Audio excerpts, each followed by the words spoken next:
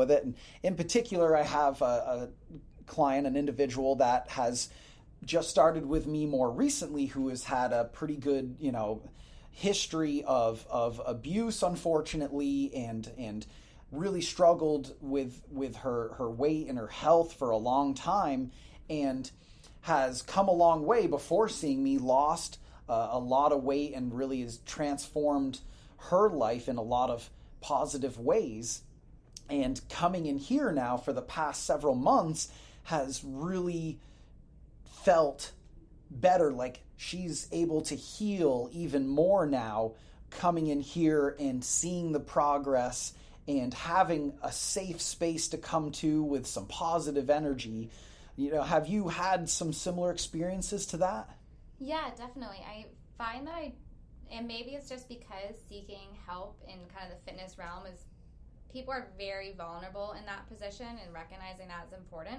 But I've had a lot of clients come in, especially when they first start, having a lot of anxieties about coming to the gym, and that anxiety has transferred to their outer life.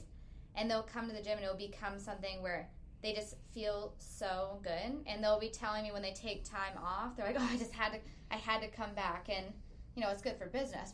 but it's also just, it's so great to see like the gym having such a positive impact on their lives, where not only are they reporting back, wow, I've lost 3 inches, or wow, I'm so much stronger, but it's also, wow, I remember I had one client actually who came in, and it wasn't spoken out loud, but I definitely recognized there was a lot of lack of confidence, anxiety issues, and things of that nature. And they were an older individual. And I remember for a while we started with lighter weights and things like that, just working towards their goals. And the first time this person deadlifted a barbell, it was whoa. It was just whoa. The confidence of, yeah, you just picked that up off the floor. That weighs 100 pounds. Whoa. I think when people do things that they thought they weren't capable of doing, just the confidence grows. And that's what I've seen a lot with my clients. And that transfers to how they make decisions throughout their life, and not just with, oh, I'm capable of doing stuff in the gym. It's, I'm capable of telling that person no. I'm capable of doing this. I'm capable of asking for that raise. And it's cool to see that like confidence and anxiety management, things like that, transfer for them. Yeah, that's wonderful. I'm going to, do another little plug of past episodes that you can go back and listen to anytime, folks. But, I had podcasts with Miriam Lawrence, she's a power lifter, and she found it kind of later on in her life. She found weightlifting, and it's really had a positive effect on her job, because a lot of it is sales. And so, it goes back to what we talked about before, where it's like, hey, hey, this is me, I'm here, this is who I am. If you want to work with me, that's cool. If not, that's okay too. It's like that fear of judgment is kind of gone. And so she's, that's had a positive impact on her career, and then when I talked with Swole Sisters Worldwide last episode there, they were, we talked a lot about how these like positive impacts on your life that all of this can really have. Well, I'm not sure if you've been familiar with Ben Bergeron, but one thing that he says, and he's a CrossFit athletes coach, but he says a lot of better humans make better athletes, and I think it goes both ways, where better athletes also make better humans, because a lot of the skills and practices that you learn in the gym transfer to outside in those other situations in our life, building confidence, working through setbacks, trying even when failure is possible. All these different things kind of translate to our jobs, our families, our relationships with others, and everything outside. Right. Yeah. You as I've said before, it allows you to realize how much more is really possible in your life, not just in the gym, but you can learn those lessons there, or you can learn them on in a martial art or a football field or whatever. It's that confidence boost that it sounds like, you hear confidence boost and you're like, you just kind of gloss over it. But imagine that. Imagine if you had a little more confidence. Like you said, you could ask for that raise, or you could say no to something because your plate is full already. You already have so much going on in your life. Sometimes saying no is the best thing you can do. But some of us maybe are afraid because we're afraid of letting somebody down or something like that. Well, I think now that we're talking about it out loud, I think as trainers, we're kind of creating the environment I talked about before with the rock climbing gym, where we are creating an environment where there's some anxiety involved, there's some decisions to be made, there's some lessons to learn, but we're creating it in a safe space where people can practice doing those things so they translate outside. So like when we are racking a barbell for someone and maybe they say, maybe I should try a heavier weight. Oh, do you want to? And then they confidently reply yes, and they try that heavier weight. It's the same thing with going up to your boss and saying, yeah, I think I can take on a new position. I think I can do something more. I think I can take more money. And so these direct translations of things, we are creating that experience almost. Yeah, these situations that can be so terrifying for us, whether it's a fear of heights or a fear of confrontation, which, might not actually be confrontation, but just asking for something.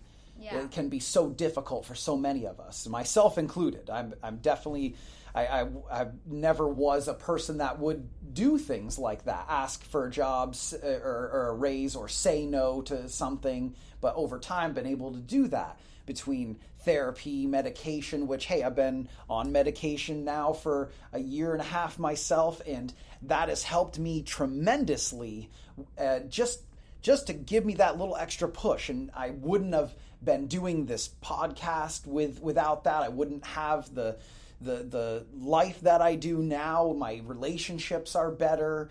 My career is better, and it's just helped out greatly, both the medication but also the therapy as well. Having that trained ear, somebody that knows how the mind works and how to work with individuals through hard situations. Yeah, definitely. And I think, too, there's a lot of stigma around using services like that. There's a lot of stigma around using a lot of services, even using a personal trainer. We act as if we don't need anyone to help us with those things. So I think it's important that you said that out loud, because part of breaking the stigma is showing that everyday people use those things. Right. Like, being vulnerable is okay. That's all right. Seeking out help is a strength. And I'll say right now, like I was pretty resistant at first to getting a therapist. I didn't think I needed it, and it took years before I finally did. But I did, and it was scary. But I'll tell you what, like, you go through that fear, you go through that. A lot of times things sometimes get harder. They get worse before they get better, but you got to go through that. You got to kind of walk through the fire, so to speak, in order to come out the other side stronger and to allow yourself to live a better life. The same thing went with the medication. I was afraid of it. I didn't know who I was going to be when I started taking it. I didn't know how it was going to affect me. I thought I was quitting on myself. I thought I was giving up in a way, because I had to use this pill now all of a sudden to feel okay, to feel normal. Yeah, definitely. I think for myself, like this past year, I hurt my back pretty badly, and I knew that I needed someone's help. Even as a trainer, I needed someone's help to get stronger in a safe way where I could trust myself that I wasn't going to overdo it and that I was doing the right things for my back to heal. And so I hired a personal trainer, and that's been going great. And I remember working with a trainer and having conversations with some close people in my life and talking about some mental health things. And they said to me, Em, why don't you see a therapist? And my response was at first, yeah, I don't need help. Why do I need help with that? And my friend, Emily, you see a personal trainer. It's the same exact thing. You're very true. And I at first was like, no, it's not. Now I see my therapist weekly, and it's great. And it's definitely, we will sometimes have part of our conversation just talking about trainers are definitely different than therapists. So please make a note of that. But there's a lot of similarities in the way our industry is run in helping people. And so there's no shame in receiving that help. Yeah, absolutely. Like, again, being vulnerable, asking for help is great, it's not necessarily a weakness. Being weak, there's not really a use for that. Like, you want to build yourself up physically, mentally, emotionally, and all that. So that's very different. Being weak is very different than being vulnerable. Allowing yourself to say, I don't know what I'm doing. I don't know how to move forward, how to feel better, or how to get stronger, whatever it is. So allowing yourself to just kind of let go of some of that stigma, or some of that pride, or perhaps it can allow you to get past a lot of those things, to move forward, to grow, to feel better. Yeah, definitely. And I think something that helps me is, when I'm in one of those positions, is thinking about something that I'm really set in right now, something I'm really great at right now, and thinking about, what was it like before I was good at that, or before I knew how to do that. And it could be something as small as before I knew how to tie my shoes. Wow, right now I tie my shoes and I don't think much of it. I make a couple bunny ears, and I go around the loop, I do the whole ordeal, put my shoes on, it's great. But there was a time in my life when I didn't know how to tie my shoes, and I didn't just sit around and go, oh, I can't ask anyone to help me with this. No, I don't know how old kids are when they tie their shoes, but someone taught me how to tie my shoes, and there was no shame in them teaching me. Right. So why do we have shame in other people helping us or teaching us other things?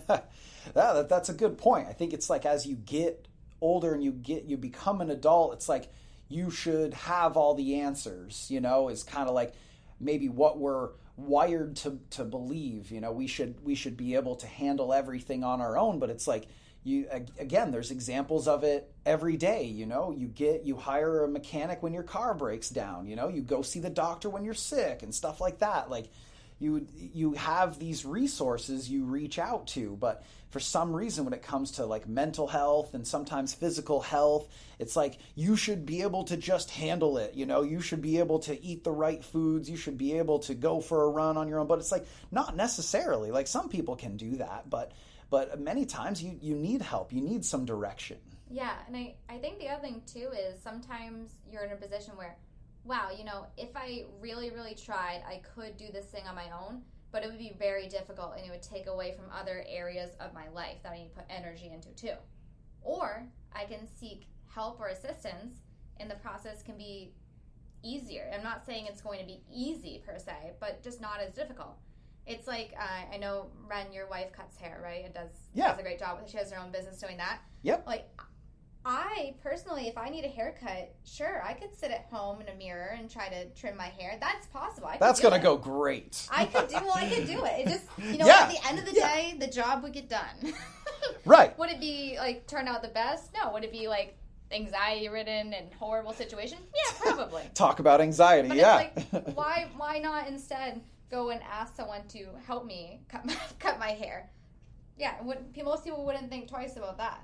Right, exactly. So there's examples of it all around us, and so ultimately we can really grow from asking for help and facing some of those fears. And again, it's not easy.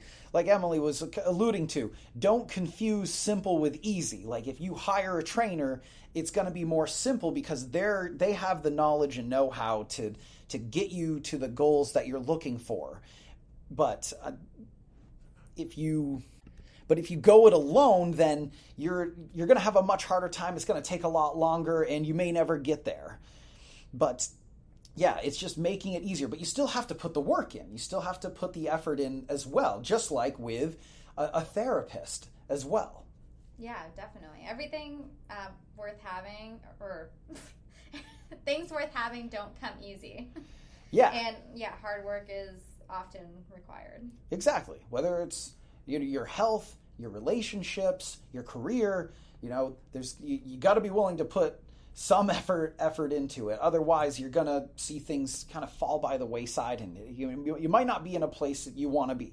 And so, I want to say real quick too, like, we're by no means therapists or anything like that. We're just talking from our own experience. Definitely, see your doctor, reach out to a therapist to get information on your situation. But we hope that some of the stuff we shared today kind of helps you to think a little differently about it and maybe reach out for some of that help. So Emily, I want to thank you for for joining me. Did you have any further things to add at all before we wrap up? I don't think so. I just think break the stigma, work hard, awesome possum, eat good cinnamon rolls, and deadlift heavy. That's all you got to do. Boom. That's the secret. Those are the secrets right there. Well, thank you, Emma.